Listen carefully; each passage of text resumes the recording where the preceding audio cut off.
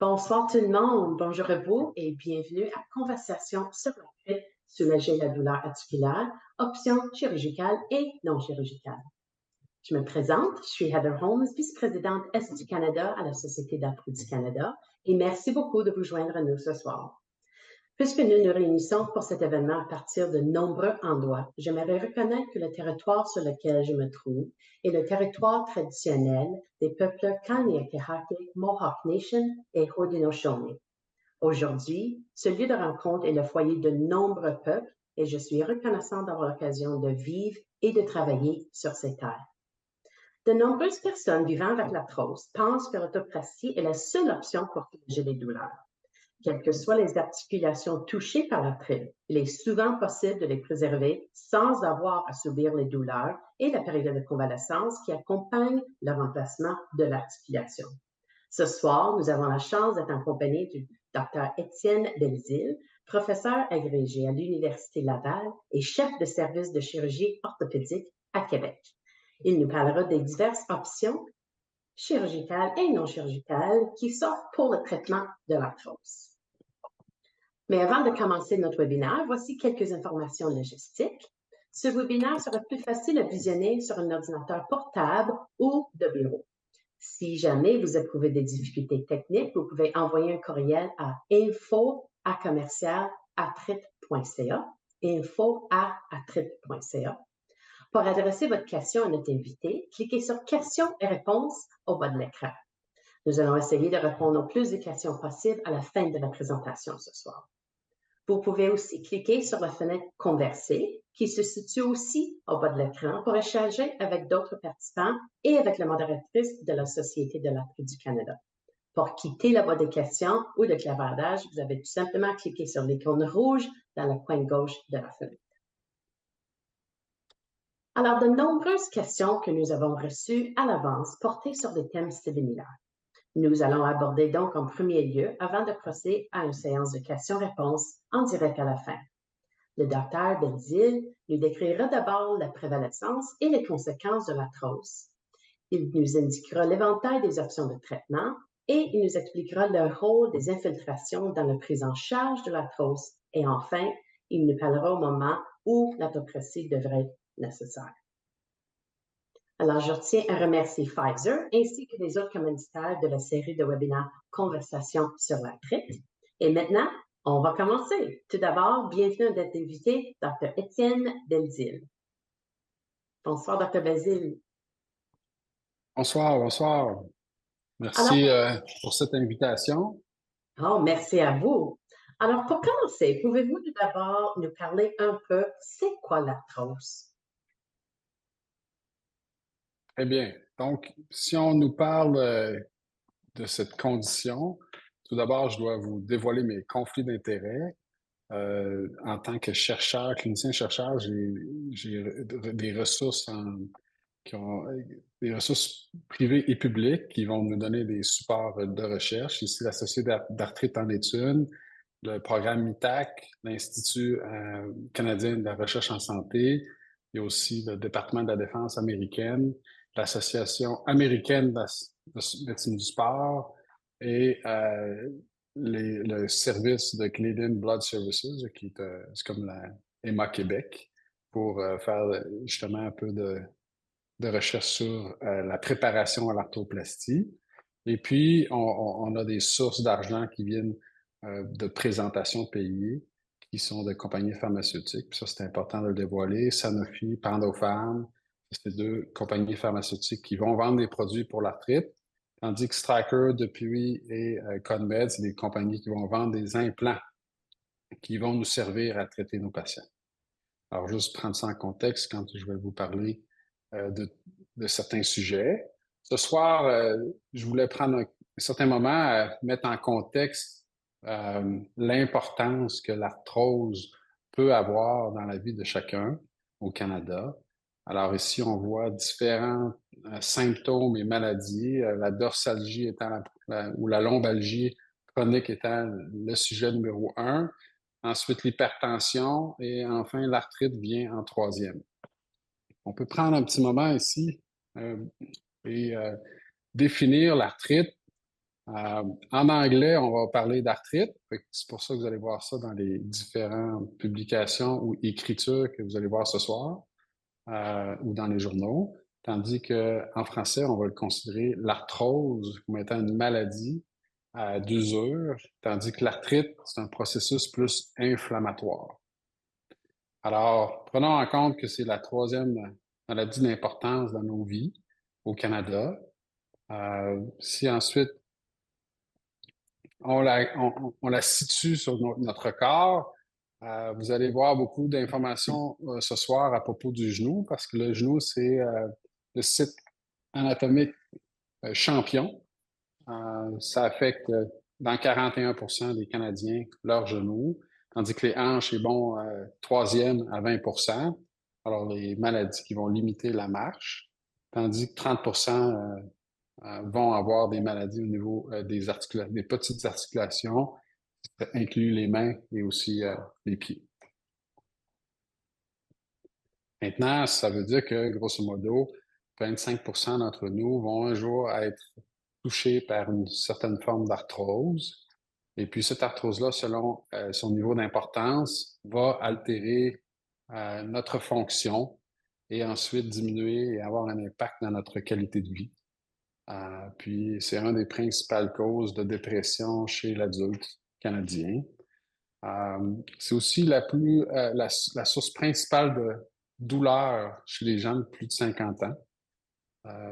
Au Québec, on a une belle expression, les tamalous. Ben, l'arthrite ou l'arthrose, en tout cas, en est responsable de beaucoup.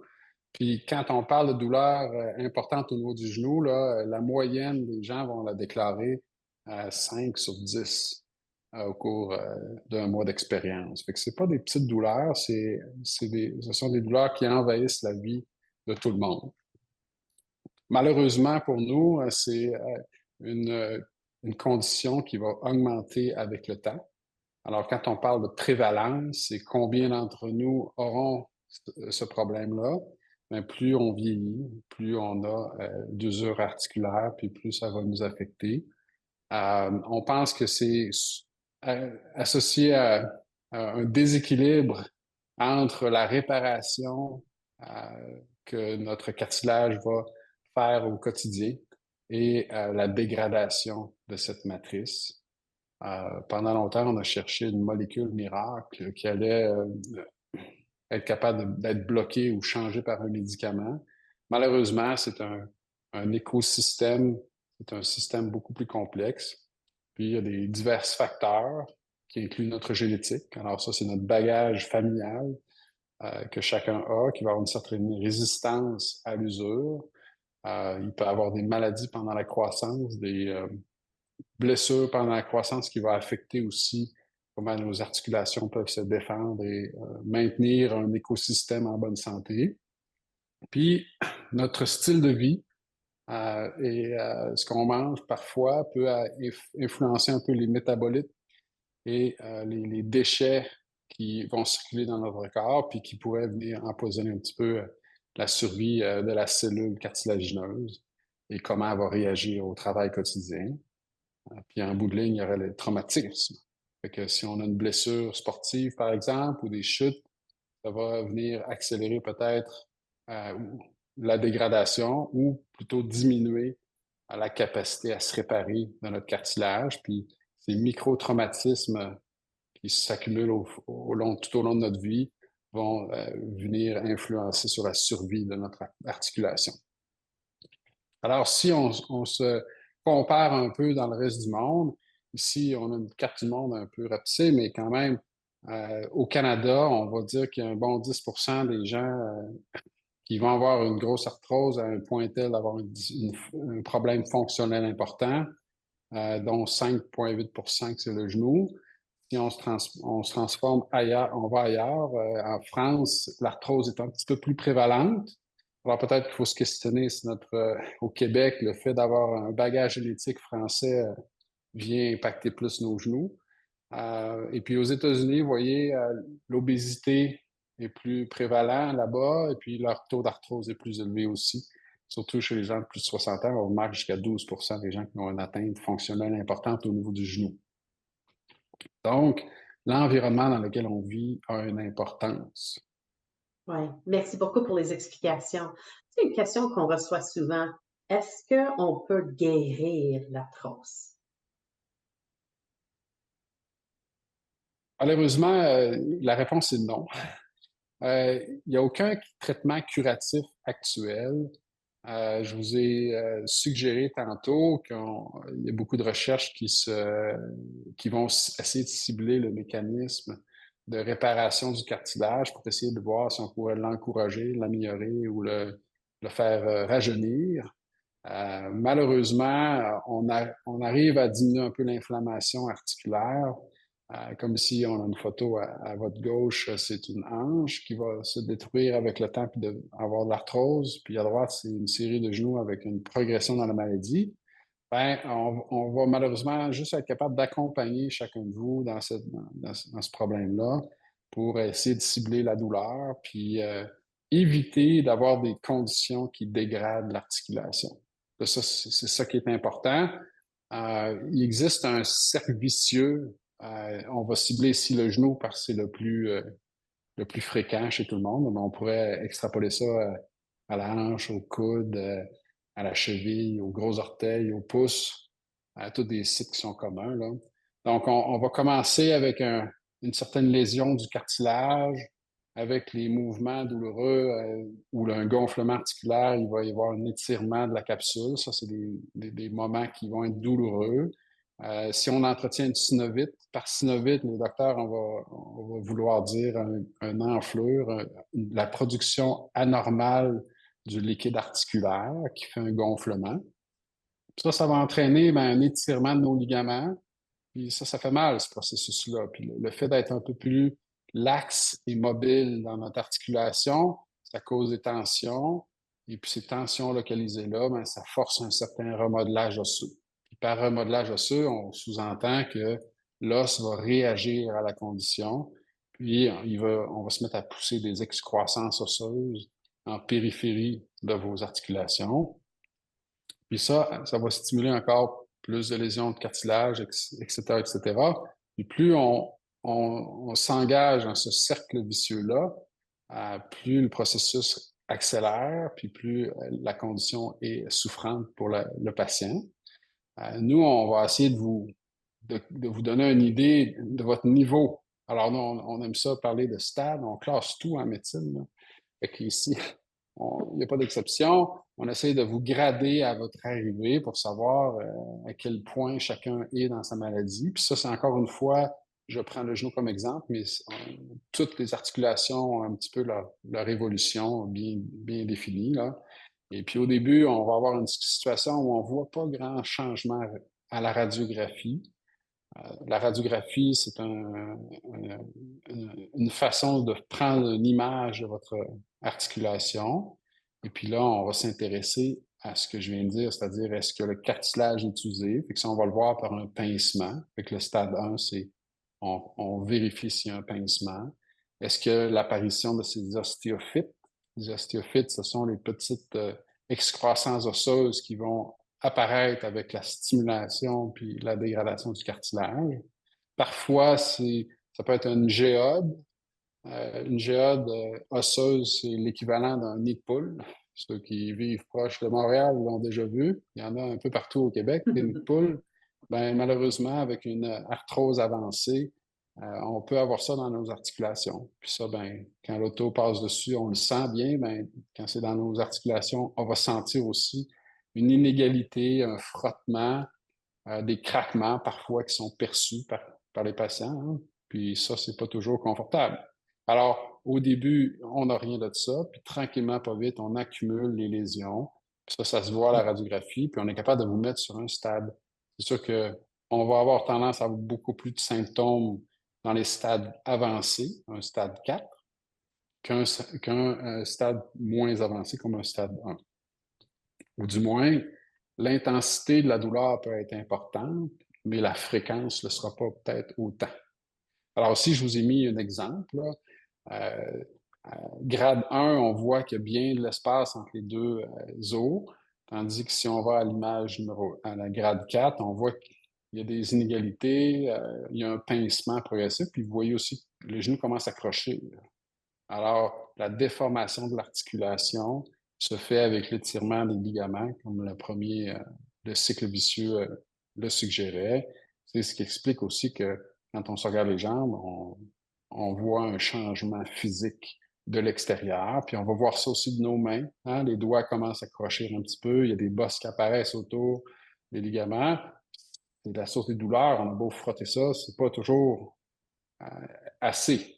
Alors, qu'est-ce qui va faire que votre articulation va se dégrader? Fait qu'ici, on a deux flèches. On a la flèche vers le haut, c'est-à-dire il y a des contraintes répétées, des structures qui se blessent, puis on a une évolution. Cette évolution-là, si elle se dégrade, ben, on va avoir une atteinte fonctionnelle, c'est-à-dire qu'on va avoir la misère à l'utiliser, cette articulation-là, puis les douleurs vont être incommodantes à un point que les personnes vont être obligées de arrêter de travailler ou arrêter d'aller bûcher, arrêter de faire un sport, parce que ça marche plus. Alors, il y a des gens, par contre, qui vont arriver à stabiliser leurs contraintes, puis aller vers le bas. Alors, une situation où ça se calme. Fait que là, on va passer un petit peu plus de temps à mieux connaître les stratégies puis les pourquoi de tout ça. Alors, si on en revient au terme français arthrose versus arthrite, c'est important de voir la différence. L'arthrite, ça sous-entend une composante inflammatoire. Ça, l'inflammation, c'est causé par une maladie, la plus souvent. Celle qu'on connaît, c'est la polyarthrite rhumatoïde. Et ça, pourquoi ça porte un nom? Ben, c'est parce qu'il y a des marqueurs, des protéines qui circulent dans notre sang qui sont identifiables, puis qu'on peut vraiment identifier séparément. Il y en a d'autres, des maladies inflammatoires, là, qui vont aussi avoir des effets sur les articulations. Puis, en ayant ces molécules-là, on a un traitement qui est plus précis, des pilules qui existent, comme ici j'ai mis quelques noms, là, le Plaquenil, le méthotrexate, et puis tous les immunomodulateurs. Il y en a un dégât là, de molécules il y en a quasiment à tous les mois qui sortent pour aller cibler ces biomarqueurs-là, pour aller essayer de diminuer l'intensité de la maladie. Alors, quand on a de ce style de maladie-là, on va avoir une atteinte du cartilage quand c'est pas bien contrôlé, mais votre rhumatologue va être le chef d'orchestre pour suivre et prescrire ces médicaments pour minimiser l'effet de la maladie sur les articulations. Fait qu'aujourd'hui, quelqu'un qui a une maladie, polyarthrite rhumatoïde, c'est pas le même euh, pronostic qu'il y a 10 ans. Parce que maintenant, on donne la formation aux jeunes médecins, puis je peine à trouver des gens qui ont des maladies déformantes comme il y avait à l'époque où j'ai fait ma formation il y a 20 ans, parce que les immunomodulateurs fonctionnent très bien. OK? Mais à un tel point qu'on se demande si on n'est pas en train de compromettre la qualité de la formation de nos médecins. On n'en trouve plus des gens malades beaucoup. Alors, heureusement pour tous, l'évolution de la médecine a permis ça. Là, tout ce que je viens de dire, ça, c'est l'arthrite. L'arthrose, par contre, c'est moins agressif comme maladie, moins complexe. C'est plus une maladie qui va être suivie par soit votre médecin de famille, ça peut être un médecin du sport, un orthopédiste. Puis, c'est beaucoup plus fréquent en demande. Fait que là, si je peux vous donner une idée, assumons que l'arthrose, quand ça va vraiment mal, là, le dernier traitement possible, c'est une prothèse de hanche ou une prothèse de genou. Ici, en haut à gauche, c'est des prothèses de genou. Ben, en France, ils ont fait des projections. Puis, regardez la ligne orange, l'augmentation incroyable qui va se faire dans les prochains 30 ans due à l'arrivée des baby boomers dans la 60-70 ans. Ben, on part de 100 000 prothèses par année de genoux en France présentement, puis on pense en se rendre à 400 000. Alors, la demande, ça c'est quand ça va mal, quand il y a un échec. Alors, on parle de chiffres vraiment astronomiques. Le graphique en haut à droite, c'est les prothèses de hanche, fait un petit peu moins importante, mais aujourd'hui, en France, c'est 150 000 par année, puis on se rend jusqu'à 450 000 en projection, puis en bas, c'est plus les prothèses d'épaule. Alors, c'est des plus petits chiffres, On est dans à peu près 1000, c'est difficile à voir, là, je vous avoue, mais on part de 700-800 par année jusqu'à 1000. Donc, beaucoup de demandes qui s'en viennent. Si on se projette au Canada, on a des données au Canada. Les meilleures données sont disponibles avec l'Ontario, l'Alberta, la Colombie-Britannique, tout simplement parce qu'ils ont une obligation de déclarer leurs activités, qui au Québec n'est pas encore possible, mais on assume qu'on a un poids dans le Canada qui tourne autour de 20 pour les prothèses, là. Et qu'ici, au Canada, on parle quand même de, point de vue hanche et genoux, on a au-dessus de 90 000 personnes par année qui ont besoin d'une intervention. Puis vous voyez la petite tendance montante. Ici, on voit le COVID a eu un effet de retard pour une grande quantité de Canadiens. Ici, là, on a diminué d'à peu près 20 000 Canadiens par année pendant un bout de temps. Puis on essaie de remonter cette pente-là. Pour l'instant, je pense qu'on est un peu loin du rattrapage, là. Les statistiques, ce retard de 20 000 par année ne sera pas possible à rattraper, là. Puis le petit graphique change de couleur, vous remarquez, là, c'est le nombre de prothèses qu'on est capable de faire en chirurgie ambulatoire, c'est-à-dire en tant que chirurgie d'un jour. Alors, on fait des avancées pour le confort des patients, mais on voit qu'il y a une grosse demande. Merci beaucoup pour les explications. Est-ce qu'on connaît les causes de l'arthrose?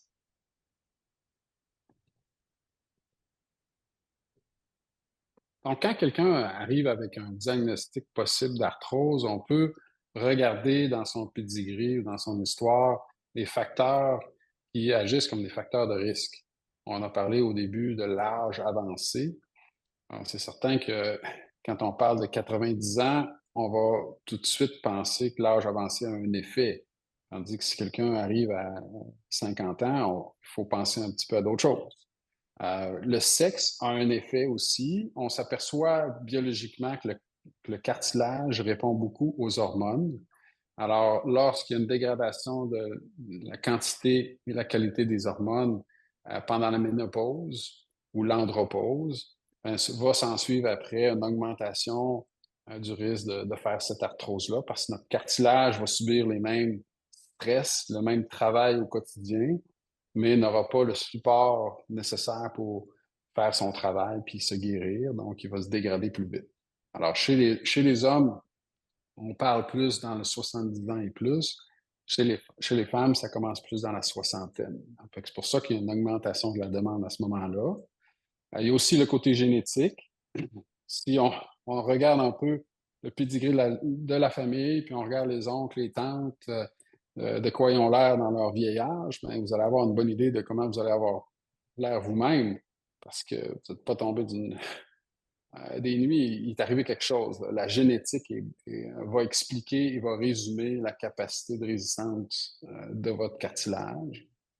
Aussi, il peut y avoir des blessures incurées dans le passé, comme une anomalie articulaire là, qui serait, disons, un ligament croisé qui se déchire au football à l'âge de 20 ans. Il existe une façon de se faire réparer les ligaments croisés. Par contre, il va toujours avoir un certain effet sur le genou, puis ces traumatismes-là vont s'accumuler. Alors, c'est plus fréquent d'avoir des arthroses de genoux après des blessures de ligaments croisés, 20, 30, 40 ans après. On va voir ça chez pratiquement toutes les articulations. À l'épaule, c'est particulier. Une épaule qui garde une certaine instabilité, une tendance à luxer les épaules, vont avoir plus de chances d'avoir une maladie articulaire plus tard. Il existe aussi des déformations, des gens qui ont des petits handicaps angulaires, c'est-à-dire, euh, comme toutes les oreilles ou les nez que vous allez voir au quotidien, ils ne sont pas toutes faites parfaits et égaux l'un par rapport à l'autre. Quelqu'un qui a une petite courbure dans une jambe, ça peut augmenter le risque de faire de l'usure dans le genou ou dans la hanche dû au fait qu'on surcharge une portion du genou par rapport à l'autre côté. Alors, la liste de risques, je vais continuer de la descendre, mais on s'aperçoit qu'il y en a qu'on peut changer, puis il y en a d'autres qu'on ne pourra pas changer. L'obésité est une maladie qui est importante à prendre en compte, puis ça, on peut peut-être dire un surpoids déjà va être un facteur important dans le stress articulaire. Puis par stress, ben, ça veut dire qu'on fait travailler nos articulations plus fortes, de façon plus intense, puis automatiquement, il y a un lien avec la chance de l'user cette articulation-là à long terme.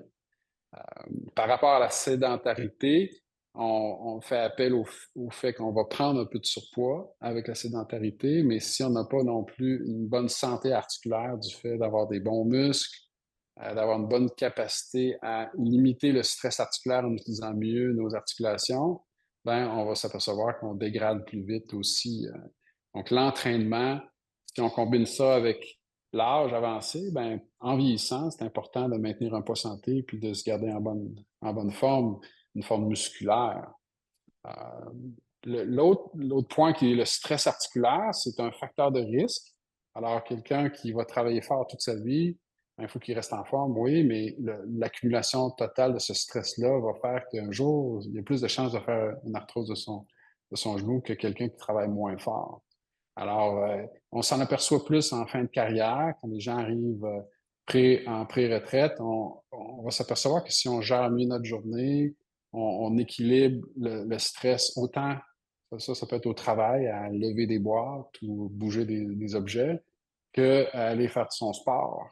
Si on fait beaucoup de sport en grand volume, ben, il y a une limite articulaire à tout ça, là. Surtout avec l'âge, il faut mieux balancer nos intensités, bien gérer les volumes, puis parfois avoir besoin d'un peu de repos articulaire pour permettre la guérison de certaines petites blessures qui paraissent bien anodines. Un genou qui gonfle isolément comme ça pour la première fois dans votre vie, ben, il faut l'écouter un peu, là. Il faut se dédicher des fois, puis prendre ça plus mollo après, ce qui va faire que on peut récupérer de ce petit traumatisme-là, puis qu'on ne dégénère pas notre articulation en répétant des insultes constamment par la même erreur ou le même problème. Alors, c'est là que parfois une blessure peut laisser un alignement de votre jambe qui est différent, puis ça, un affaissement de l'arche plantaire, par contre, qui peut arriver dans la cinquantaine, ça va entraîner une cascade d'événements dans votre jambe qui fait que la charge n'est pas bien répartie partout, puis s'il est négligé, va entraîner une accélération de l'arthrose de votre genou. Alors, les facteurs qui sont modifiables, on peut les identifier. Alors, la prise de poids, la sédentarité, le stress articulaire, on peut gérer ça, puis c'est un peu ce que votre médecin va vous parler ad nauseam, là. Dans le fond, la première chose qui peut se modifier, c'est ça. On n'est pas encore capable de changer votre génétique. Alors, c'est les bras de levier les plus importants sont devant nous ici, là. Parfois, ça veut dire qu'au lieu d'aller vers une stratégie où on fait un changement articulaire, ben, on peut vous proposer un réalignement de votre articulation.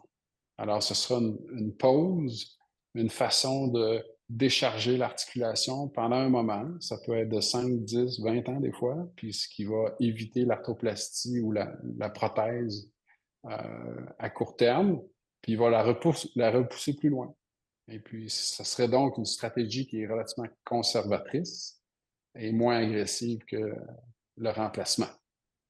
Alors, on sait déjà, la science nous dit, il y a certains sports qui sont plus à risque. J'ai mis une photo d'un gardien de but ici parce que le hockey au Canada ou au Québec, c'est bien connu. C'est notre sport national, puis c'est connu comme étant un des contributeurs les plus importants. Particulièrement chez les gardiens de but, c'est très fréquent. Le soccer, le handball, l'athlétisme sont connus pour ça. Par contre, si on parle d'un petit jogging léger, d'une course qui chez quelqu'un bien entraîné, c'est pas reconnu comme étant un mécanisme qui va aggraver ou détériorer une articulation et ça peut être fait de façon sécuritaire. Alors ici, tout est dans l'évitement de l'excès et puis bien balancer notre style de vie pour minimiser les stress articulaires. Merci beaucoup. Alors, on sait qu'il n'existe pas de remède contre l'arthrose, comme vous venez bien d'expliquer, mais est-ce que vous êtes capable de nous rassurer? Il y a certainement des façons de traiter les articulations et diminuer les douleurs chez les gens qui en souffrent? Bien sûr, bien sûr. Les objectifs de traitement, quand vous rencontrez un professionnel de la santé, que ce soit votre médecin de famille, ou même une infirmière maintenant spécialisée, ça peut être une nutritionniste, tu sais, c'est bien informer chacun. L'éducation, si vous comprenez chacun des facteurs de risque que je vous ai présentés, puis que vous les mettez en contexte dans votre vie, il y a moyen de faire une gestion déjà de certaines petites choses. Après ça, l'objectif principal, c'est bien sûr soulager la douleur, pour vous permettre de faire plus d'activités et vous maintenir à un niveau de fonction qui est utile, puis qui va répondre à ce que vous voulez faire. En dernier lieu, je vous mettrais retarder la progression de l'arthrose, Hmm. parce qu'il y a une portion de retard qu'on peut espérer faire. Il n'y a pas de remède miracle qui va faire que prenez ce petit cachet-là et puis tout d'un coup, tout le temps s'arrête et Hmm. vous gardez votre look de 20 ans. Malheureusement, l'évolution va se faire dans le temps.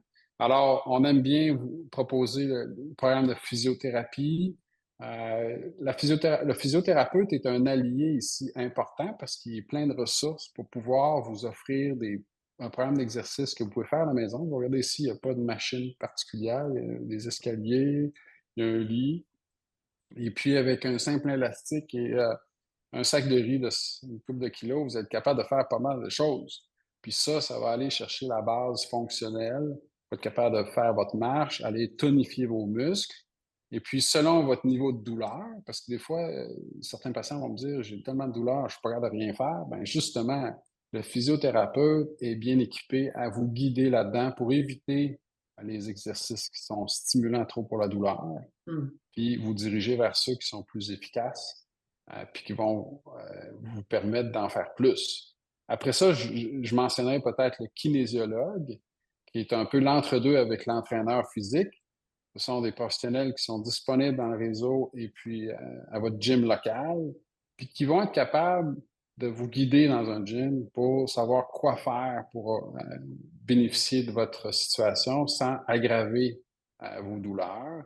Le kinésiologue va avoir tendance à avoir une meilleure connaissance de votre problème de santé. Il va prendre en compte votre embonpoint ou si vous avez un problème à une cheville et vous voulez améliorer vos cuisses. Il va mieux guider votre séjour au gym.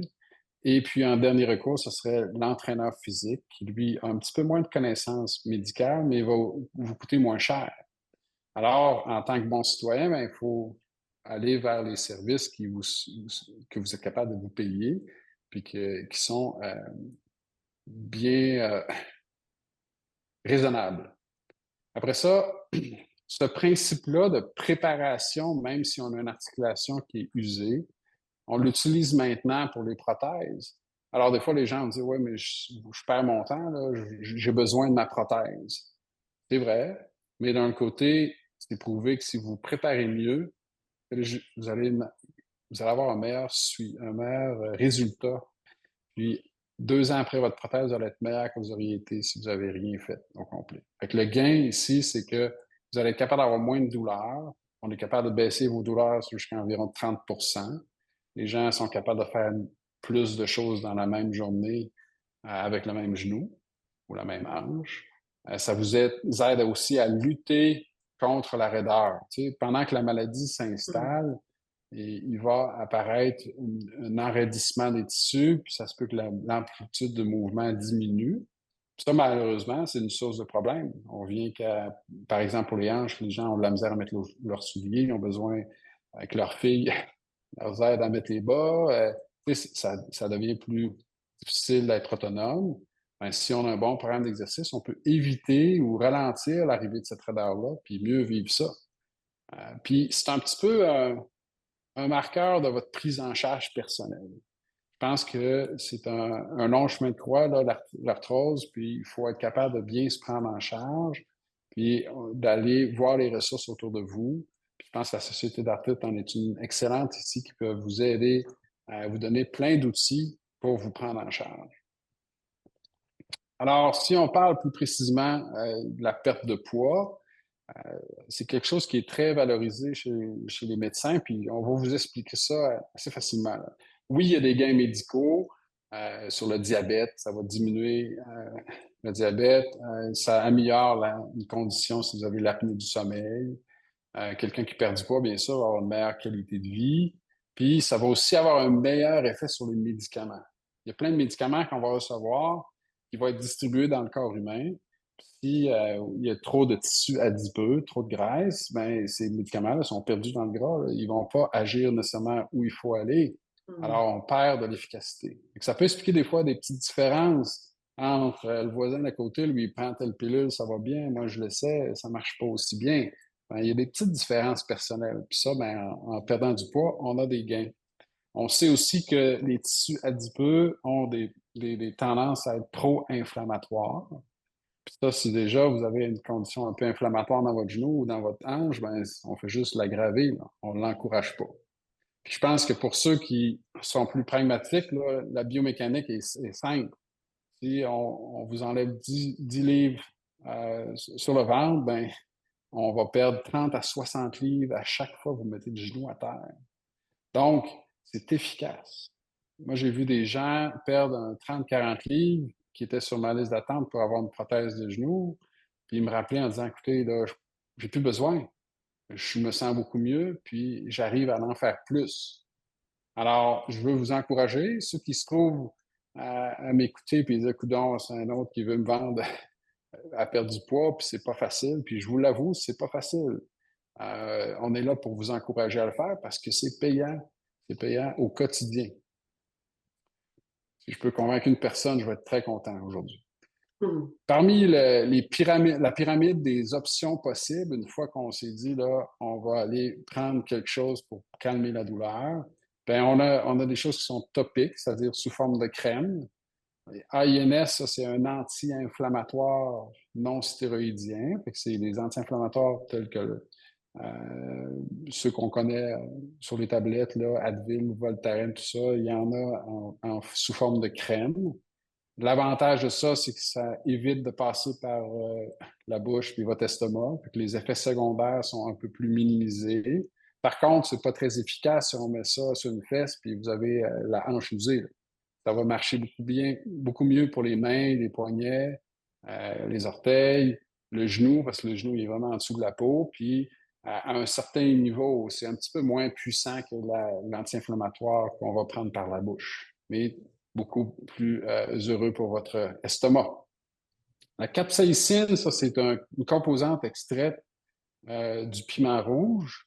Puis le même effet un peu buzzant qu'on va avoir dans la bouche quand on va utiliser de la nourriture piquante, pimentée, ben, on va l'avoir aussi sur nos nerfs cutanés.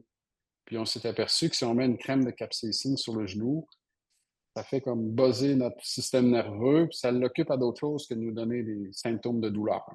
Fait que ça va baisser le niveau de douleur. Puis certains y ont recours, puis aiment bien ça. C'est une forme de stratégie qui peut fonctionner. Bien sûr, il faut éviter de se mettre ça dans les yeux.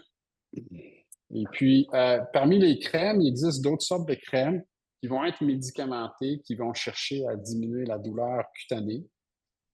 Fait que, faut en parler avec votre médecin comme stratégie qui peut aller chercher un certain pourcentage de douleur de plus. Tu sais, il faut voir la vie comme étant une grande tarte, puis chacun prend un morceau, là. Tu sais, vous allez être capable de modifier avec un peu de physiothérapie, perdre du poids, changer un peu votre habitude de vie au point de vue du nombre de sorties ou du nombre de marches d'escalier que vous allez faire dans une journée.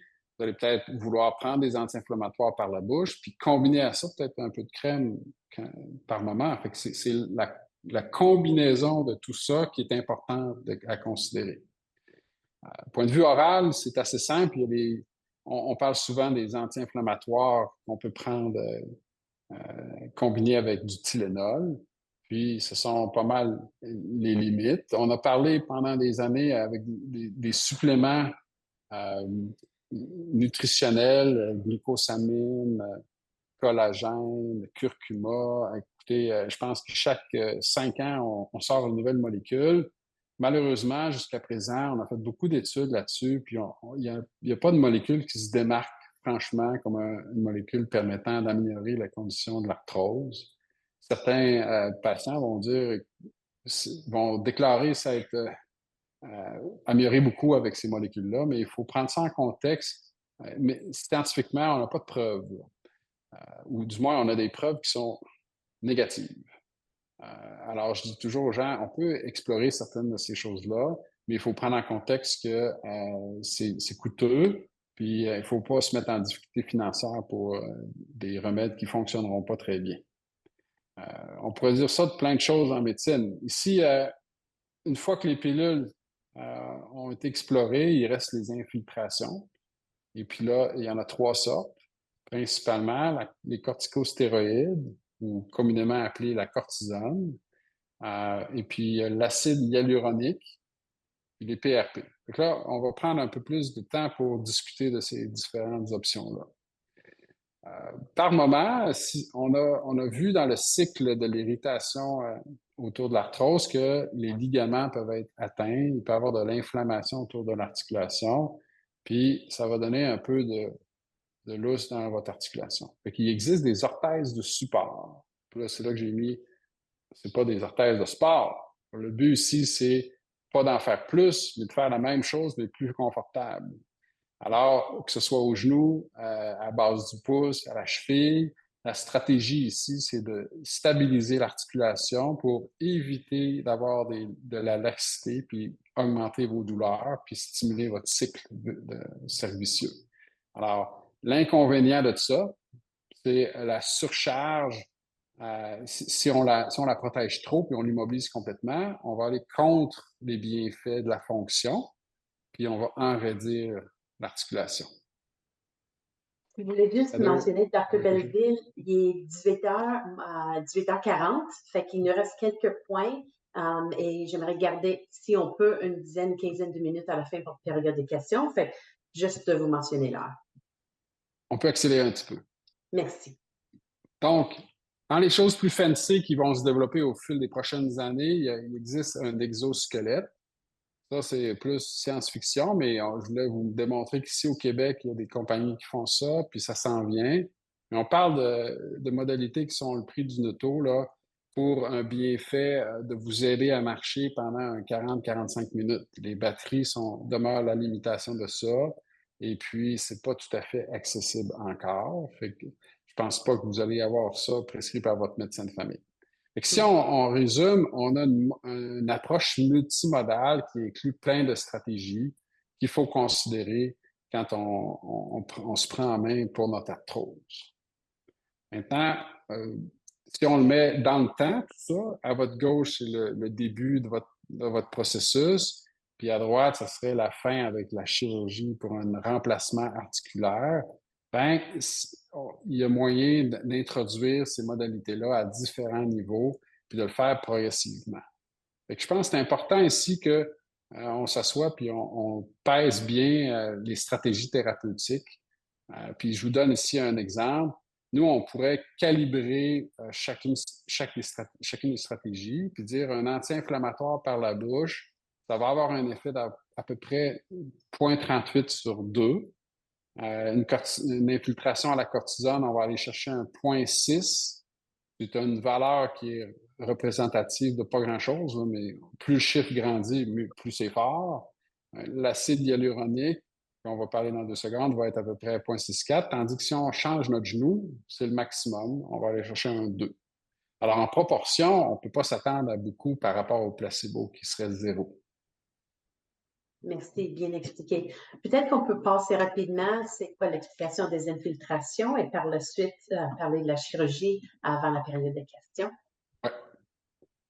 Bon, donc, dans les infiltrations, on a parlé de la cortisone. La cortisone, va être infiltrée dans l'articulation pour chercher à diminuer l'inflammation ou améliorer une crise de synovite. L'acide hyaluronique, ça, c'est une autre chose. C'est une grande molécule que je vous montre ici, qui est l'équivalent d'un gros morceau de rubber là, qui va absorber l'eau, puis va gonfler dans votre articulation, puis essentiellement joue le rôle d'un lubrifiant. Ici, si on regarde la vie d'un genou, avec le temps, cette qualité de lubrifiant-là va diminuer, puis la quantité de ce molécule-là va diminuer avec le temps. Donc, l'idée est de supplémenter votre genou ou votre articulation avec cette molécule-là pour aller changer la balance de votre système de maintenance à l'intérieur de votre articulation, puis essayer de le rendre un peu mieux pendant un certain temps. Alors, ici, la courbe en rouge avec la grosse flèche rouge, ça, c'est l'usage qu'on va faire avec du cortisone. On s'attend à un effet assez rapide dans les 4-5 jours, mais d'un effet qui serait pas très long parce que dès que la molécule disparaît, c'est fini. L'effet plus durable est ce qui est ciblé avec l'acide hyaluronique parce que ça va durer plus longtemps. Donc ici, on parle d'un traitement qui est étendu sur 3-4 mois, même 6 mois parfois, puis qui va être plus durable parce qu'on change pas juste l'inflammation à court terme, mais tout le mécanisme de remise en santé de votre articulation. Alors, le client classique, c'est quelqu'un qui a encore un peu de bon cartilage, qui n'est pas trop dégénéré, puis qui est dans les grades plus petits ou le début de la maladie. Là, c'est là que c'est payant d'utiliser l'acide hyaluronique. Tandis que le mauvais candidat, ce serait celui qui est en fin de course où il y a déjà des gros frottements sur les os, il y a des symptômes mécaniques, il y a beaucoup de surcharge, une condition qui est inflammatoire. L'acide hyaluronique ne fonctionnera pas très bien. Alors, si on a des études précises en France, ici, 14 000 patients suivis pour avant leur prothèse de genou. Là-dessus, il y en a 1600 qui ont eu leur prothèse de genou. On s'aperçoit que on peut retarder d'à peu près 7 mois notre prothèse si on fait une bonne gestion articulaire avec des infiltrations à l'acide hyaluronique. Si on va aux États-Unis, une plus grosse étude, on regarde plusieurs groupes d'âge, ici de 65 à 85 ans, on s'aperçoit que si on fait aucune infiltration, les gens ont tendance à avoir accès à leurs genoux 2-3 mois après les premières visites. Si on fait juste du stéroïde, ils vont ajouter 9 à 14 mois. Si on fait juste de l'acide hyaluronique, ils vont aller chercher jusqu'à 2 ans avant d'avoir besoin de leur prothèse. Alors, ce pas des études qui sont parfaites, mais c'est des indications qu'économiquement, ça vaut peut-être la peine de considérer cette modalité-là. Celle qui est plus en vente ou en progression, c'est le plasma riche en plaquettes, fait qu'on le PRP. Ici, c'est une nouvelle modalité où on essaie d'utiliser le sang de chaque individu, qu'on va aller chercher des plaquettes. Puis ces plaquettes-là sont des petites usines pleines d'hormones qui vont aller booster la santé articulaire pendant un certain moment. Alors, ils ont un potentiel anti-inflammatoire intéressant. Par contre, une grande variabilité dans les mélanges et dans les réponses à ça. Je pense que c'est en développement que ça va continuer de s'améliorer avec le temps. C'est assez onéreux. On parle entre 200 et des fois 1000 $ par infiltration. Pour certains, ça va bien agir, ça va agir pour 6 à 8 mois. Si ça fait juste 2 semaines, c'est parce que ça n'a pas fonctionné. Alors, il faut faire attention pour ce style de piqûre-là. Ouais. Merci pour les explications, pour les options et malheureusement, des fois, il faut en chirurgie. Fait que pouvez-vous nous expliquer comment vous vous rendez en tant que médecin à la conclusion que c'est le temps de le faire? Bien sûr. Comment bien choisir son moment? Ça, c'est toujours la question numéro 1 pour tout le monde. C'est le moment où la douleur devient impossible ou difficile à contrôler, c'est là que souvent on va se poser les questions. Il faut qu'on ait eu un essai thérapeutique multimodal. Tout ce qu'on a parlé ce soir, si on a tout essayé ça, puis on se retrouve, on a encore la difficulté à contrôler nos douleurs, il faut se poser la question on approche de l'arthroplastie. Puis c'est important aussi d'avoir fait la démarche, d'avoir fait l'effort de s'investir pour essayer de prolonger notre articulation. Si on ne le fait pas, on peut juste faire la recette pour être déçu. Puis la douleur nocturne qui est un marqueur d'importance, je dis souvent à mes patients, si vous commencez à avoir mal la nuit, c'est parce que ça s'en vient. OK? Puis souvent, on a une relation inverse avec combien il reste de cartilage puis le succès de l'arthroplastie. Si vous arrivez trop tôt dans la maladie, la belle prothèse, elle va moins bien fonctionner. C'est important de faire notre usure puis de bien vivre vers la fin et l'extinction de articulation avant de procéder à une chirurgie. Puis la raison la principale, c'est celle-ci. C'est ici, aux États-Unis, on a plein de gens qui ont des prothèses. On leur demande qu'est-ce qui se passe après. Bien, 37 des prothèses de hanche nous disent qu'ils ont encore de la douleur dans les 30 derniers jours qui ont été questionnés. Puis, est-ce que vous faites les activités que vous aimez faire? Il y en a 43 qui disent non, pas encore. Alors, ce n'est pas 100 ces prothèses-là. Fait qu'il faut bien se préparer, puis arriver quand c'est le temps. Ici, en France, une question sur les prothèses de genoux. 7,5 ans après la prothèse, il y a encore 25 des gens qui ont une douleur à plus que 4 sur 10. Alors, pas tout le monde qui est heureux. Fait qu'il faut bien se préparer avant. Si on regarde le taux d'échec et le taux de complications selon l'âge, plus on est jeune, moins ça va bien. Regardez les hommes, là, la ligne du haut, c'est les hommes de moins de 55 ans. Le taux d'échec, c'est 10 à 8 ans. Chez les femmes, ben, c'est 6-7 pour le même groupe d'âge. Plus on est jeune, plus on a de la difficulté avec notre arthroplastie. Puis la raison, c'est parce qu'on veut en faire plus que les gens qui sont plus vieux. Alors, il faut bien contextualiser là. Si on prend les Canadiens, les Ontariens, les Albertains, Colombie-Britannique, on s'aperçoit qu'il y a 5 à 10 qui sont non satisfaits par leurs genoux ou leurs hanches. Ça, c'est l'année passée, le questionnaire. Alors, il faut être bien conscient de cette petite limite-là. Alors, les facteurs à éviter ou à faire attention, c'est quelqu'un qui nous arrive avec l'usage de narcotiques avant sa prothèse, c'est péjoratif. Ça va avoir un mauvais effet sur la prothèse. Si on a des douleurs chroniques qui sont autres, qui viennent se subjuguer avec le problème de l'articulation, c'est aussi pire. Puis il y a quelques effets comme un état dépressif, les anxiétés, les gens qui ont tendance au catastrophisme. Là, ça aussi, ça vient avoir un effet sur la prothèse puis le résultat par la suite. Puis moi, le plus important, c'est une attente inappropriée des patients, les gens qui s'attendent à prendre le marathon, à faire des activités qui n'ont pas de bon sens. Souvent, c'est ça qui est la déception ultime chez ces patients-là. Moi, je pense qu'ici, on serait bon pour prendre les questions, Heather. Oui, merci beaucoup. Alors, une présentation très, très intéressante. Merci énormément des explications. Et honnêtement, en lisant les questions, vous avez répondu à la majorité déjà dans la présentation. Mais il y en a un qui me sonne intéressant parce que vous avez mentionné l'état de santé et de surpoids. Quelqu'un demande, on m'a dit qu'il n'est pas possible d'opérer des patients en surpoids. Est-ce que c'est vrai dans votre avis? Ouais. Il y a certains chirurgiens qui vont être hésitants à proposer une chirurgie d'emblée chez quelqu'un qui n'a peut-être pas fait toutes les démarches qu'on a parlé là, sur l'appui multimodale. Mais dans la majeure partie des régions, on a fait des questionnaires aux chirurgiens. Il va exister des chirurgiens qui vont accepter d'opérer les gens en surpoids. Je parle ici de maladies qui sont importantes, là, en surpoids important. Puis, on peut toujours demander à notre médecin de famille d'être référé à ces personnes-là. Puis de dire que l'absolu, les gens qui sont trop gros, on ne fera jamais de prothèse, je pense que ça serait, c'est faux comme information à véhiculer. Il y a toujours moyen d'offrir un service ou un traitement approprié. Moyennant, par contre, beaucoup plus de risques. C'est pour ça que la prise en charge, il y a certains centres qui vont être plus spécialisés que d'autres. Oui, merci. Il y a aussi plusieurs questions qui portent sur les suppléments de collagène ou glucosamine. Qu'en pensez-vous, votre avis là-dessus?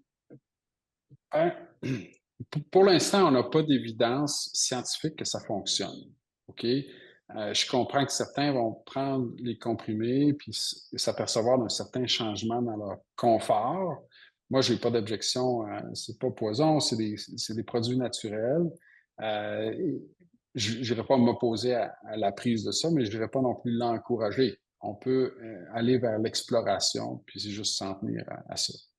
Au début, vous avez mentionné les stades de l'arthrose de 1 à 4. Quelqu'un demande, lorsque le diagnostic d'arthrose est un stade avancé, est-ce que l'arthroplastie totale du genou est la seule option? Rendu à la stade 4, est-ce que c'est la seule option? Là, on parle du genou, par exemple, mais l'articulation, c'est assez simple. Quand ça ne va pas très bien, là, on peut faire un remplacement ou on va faire une prothèse. Certaines articulations, on peut faire une fusion, l'attacher puis le barrer, comme ça ne bouge plus. Et puis, ça s'arrête là. souvent, personne n'aime ça, avoir un genou barré, là, fait que c'est pas des Mmh. options qui sont vraiment utiles.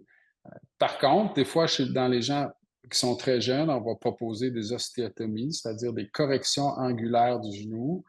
C'est des opérations qui vont garder les pièces d'origine, si on veut, mais changer un peu l'angulation pour faire user une autre portion du genou.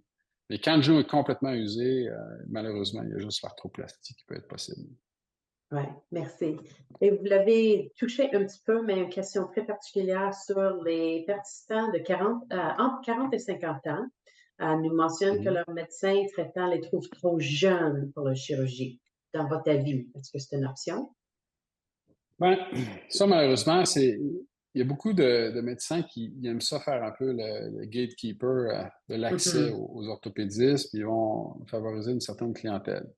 C'est en partie faux, dans le sens que parfois, à 40 ans, ça se peut très bien que le genou soit très usé, puis que ce soit une maladie finale, terminale, qu'il n'y a pas vraiment d'autres options que l'arthroplastie. Mais aussi, un des avantages d'avoir l'orthopédiste à ce moment-là, quand même, c'est justement les options d'ostéotomie ou de redirection articulaire qui peuvent être offertes. Et nous, si on les voit trop tard, c'est pas des choses qu'on fait à 80 ans, on fait ça à 40 ans, justement. mhm, Alors, je pense que la discussion ultime, il faut la faire. Parfois, c'est passé par un physiothérapeute qui voit ces patients-là, qui a une relation peut-être plus intime avec certains chirurgiens ou chirurgiennes, puis serait peut-être mieux placé pour aider à faire le cheminement avec le patient. Donc, j'encourage les gens, des fois, à aller plus qu'à une place pour avoir leur réponse. hmm. Bon conseil, merci. Il y a aussi plusieurs questions qui rentrent par rapport à la durée des prothèses. Oui. Fait que là, aujourd'hui, on est capable de prédire que une prothèse qu'on met en 2024, on peut espérer faire 20 ans. OK? Ça, 90 des gens vont être capables de faire ça en 20 ans. Les pièces, les composantes, la technologie nous le permet, ce qui n'était pas possible. Au début des années 2000, on parlait plus d'un 10-15 ans. Puis ça, c'est Hmm, réel. Les pièces, à ce moment-là, était pas mal comme ça. Puis on vous dit 20 ans maintenant, mais honnêtement, je pense qu'on n'a pas fini de voir l'histoire des implants qu'on met aujourd'hui. Ça se pourrait que ça dure un peu plus longtemps. Mais le parti non publicitaire qui suit, c'est faut être conscient que faut bien les traiter, ces implants-là, puis il faut faire attention, suivre les recommandations de votre médecin, de votre thérapeute pour les protéger. Puis autant que vous allez vouloir protéger vos articulations, si une prothèse est bien protégée, elle va durer longtemps. hmm. Merci, Dr. Benzil. Honnêtement, on peut jaser une 30, 45 minutes encore de plus, mais le temps nous manque. Alors, ça conclut déjà le webinaire. Merci énormément au nom de la Société de l'arthrite du Canada et de tous les participants qui sont avec nous ce soir. Merci d'avoir accepté l'invitation et de partager vos connaissances. Pour ceux qui sont parmi nous ce soir, nous aimerions avoir vos impressions sur la présentation. Alors, vous allez voir sur l'écran un court sondage. S'il vous plaît, cliquez sur la réponse qui représente mieux votre opinion. Alors, la question ce soir, c'est je me sens mieux informée et outillée après avoir participé à ce webinaire ce soir. Et les options de réponse sont fortement en accord, d'accord, neutre ou fortement en désaccord. Alors, je vous laisse quelques secondes, s'il vous plaît, cliquez sur la réponse. Je me sens mieux informée et outillée après avoir participé à ce webinaire ce soir. Et pour ceux qui n'arrivent pas à répondre à ce sondage ou qui aimeraient nous donner des commentaires plus complets, sachez qu'un sondage plus automatique vous sera envoyé avec l'enregistrement de la présentation d'ici quelques jours. Nous apprécions vos commentaires et suggestions qui nous aident à créer des webinaires sur des sujets qui vous intéressent. Alors, encore une fois, j'aimerais remercier Pfizer ainsi que les autres commanditaires de la série webinaire Conversation sur la traite et pour avoir rendu cette présentation avec le Dr. Benzil ce soir. Nous vous invitons à notre prochain événement, l'atelier Aide entre aides, en format rencontre avec des professionnels de la traite, qui se tiendra le 26 mars prochain. Régent Lemay nous expliquera le rôle important du pharmacien dans votre équipe de soins. N'oubliez pas que les ateliers Aide entre ne sont pas enregistrés, alors vous devez être présent à la rencontre virtuelle pour profiter de cette rencontre. Voici donc ce qui conclut la session de ce soir, Conversation sur la traite. En mon nom et en nom de tout le monde qui a assisté, ce soir et à toute l'équipe de la société, nous vous souhaitons une bonne fin de soirée. Merci beaucoup de votre présence et à la prochaine. Merci.